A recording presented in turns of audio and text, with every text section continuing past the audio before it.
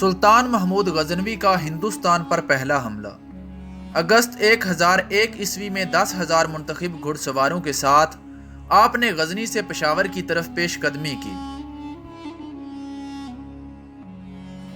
یہاں پر لاہور کا راجہ جے پال 12,000 گھڑ سواروں اور 30,000 پیادہ فوج اور 300 ہاتھیوں کے ہمراہ آپ کے مقابلے میں آیا۔ دونوں فوجوں کے درمیان جنگ شروع ہوئی۔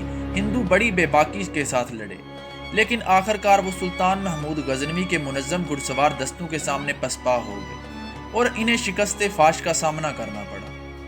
میدان جنگ میں ان کے 5,000 سپاہی مارے گئے۔ جے پال اور اس کے 15 سرکردہ سرداروں کو سلطان محمود غزنوی نے قیدی بنا لیا۔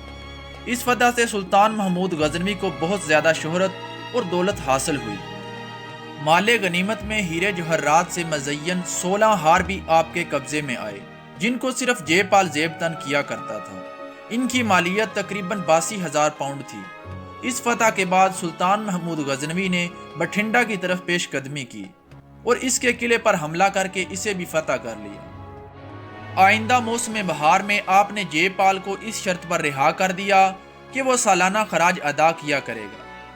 جے پال نے سلطان محمود غزنوی کی طرف سے ہونے والی شکست اور شکست کی وجہ سے ذلت محسوس کرتے ہوئے اپنے آپ کو حکومت کرنے کا نااہل سمجھتے ہوئے اپنے بیٹے انند پال کی حمایت میں دستبردار ہونے کا فیصلہ کر لیا اور اپنے آپ کو آگ میں جلا کر خودکشی کر لی۔